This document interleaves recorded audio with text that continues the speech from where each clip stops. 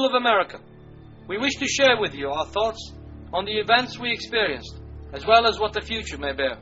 And despite the madness we have endured and still, we see no harm in presenting you with the criminal nature of your newly re-elected emperor.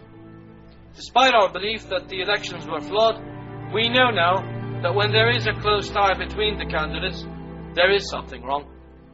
Some in our ranks believe that any candidate from any side of the spectrum are two faces of the same coin. You, the people, have said your word in what is claimed to be a democracy, and thus have chosen a leader who claims to represent your vision. It is your right to lead the world, as it is the right of any nation which chooses to do so. Yet this does not allow you to conquer others. There is a belief of a large number of our people that a lot of the facts do not reach you, facts that may be classified as unsuitable for the general public, facts that are twisted to gain a positive image here or there. Nothing new to an emperor who represents deception, lies, crimes, half-victories, and total defeats. Your administration, time after time, lied and presented you with achievements directed by Hollywood and performed in Iraq. You have elected these criminals, and thus you are responsible for their actions. We hope that your future decisions will be based on reason and belief, for your emperor tomorrow will mirror the image of America to the world, and by his actions will your empire be measured. And for the first time in history, a mafia of the weapons plants represented by Bush, oil companies represented by Dick Cheney, and the Zionists represented by Paul Wolfowitz and Richard Perle hijacked the United States of America in an ingenious plan to control the world. This type of administration is exactly what Benjamin Franklin once warned of. By weakness and ignorance, you have allowed this gang of criminals to hijack your country, create a new phobia to recruit those whom they regard as nothing but fuel and vehicles to their master plan. This administration will enforce on you, just as it tries to enforce on our people, new laws that will result in a police state similar to those of your consecutive governments back in our region. Legislation will soon be drafted by the appointed puppets to allow foreign ownership of land and structure, and soon our people will be the foreigners on the land of their forefathers. This new world order will enslave people of all religions and race, and soon your children, as well as ours, if they survive, will truly live in a planet of apes. And with a reduced population for ease of control, this can only be the implementation of a plan once presented by Henry Kissinger.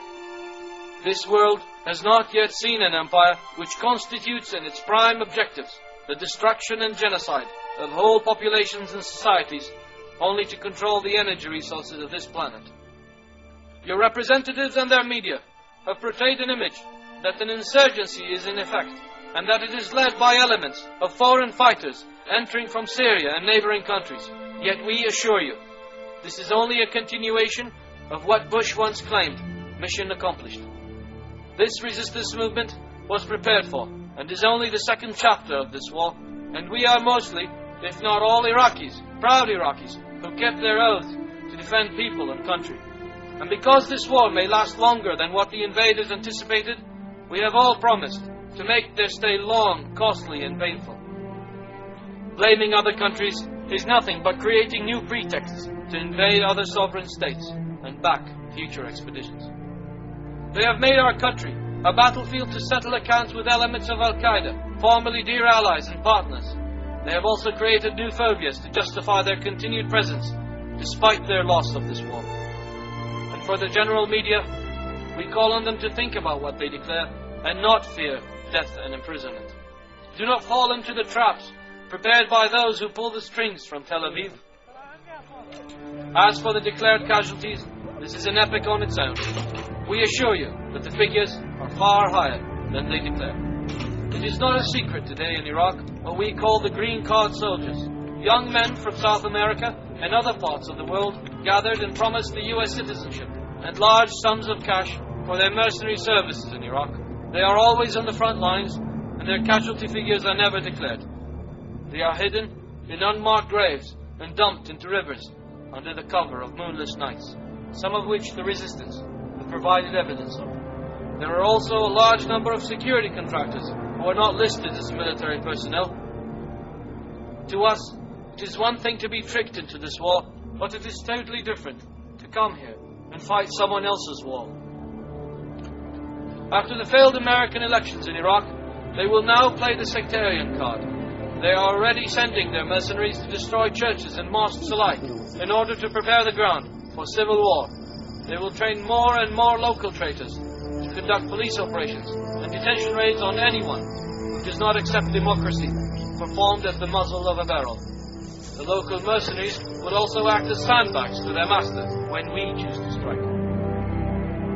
The non-conduct of your troops has also taken its toll on our people. It has created resentment and disgust. They dismiss these war crimes as isolated cases, yet the figures are always on the rise. What's more are scandals of Abu Ghraib, Boka, and the use of chemical weapons on Fallujah, and only God knows what's to come. Life under dictatorship is far more safer than behind the bars of your democracy. Have you not asked yourselves, where are the weapons of mass destruction? And where are the links between our previous government and the once CIA-sponsored Al-Qaeda? Or is that all now a thing of the past? What happened to the thousands of people who died and continue to die of cancer? Women who give birth to deformed babies, caused by the effect of your military's depleted uranium shells. Since 1990, thousands on both sides of the conflict have suffered unknown illnesses. Many have died since then, and others lack medical attention. Large parts of Iraq will be radioactive for millions of years to come. And if we were to return this radiating material to the US and Britain, we would be no different than those who use them. May we ask you, why do you think the British government decided to set foot only in the areas of the south, where the resistance is still partially active? They have left the difficult areas for your boys to suffer. This deal was accepted by your government, only to form a purely cosmetic alliance with a nation that still strives for the glory of its imperial past. They have turned the land of the free into a camp of capitalist slavery, and then changed the home of the brave into a printing house for papers they call dollars, and guarded it with enormous military might. This administration, which claims that you have re-elected, has brought on more humiliation and insults to each and every one of you than any other government in your short yet tremendous history. And as odd as it may seem, we advise you to take matters in your own hands and rid this world of such criminals, or any form of government which resembles the neocons and their aims. Form a third party if need be. Appoint those who resist preemptive war as true representatives of the people before it is too late. And if demonstrations and protests are not heard, use and protect what is left of your constitution and correct matters by force. This world awaits your move. Today these words may seem strange, but we believe that a nation which once gave the world John F. Kennedy, Benjamin Franklin, George Washington, Hughes and Henry Ford will not fall short of giving true leaders of substance and dignity. This war has taught us that one man on the field can change the outcome of a day. One man who believes in true freedom can do what nations put together dare think of.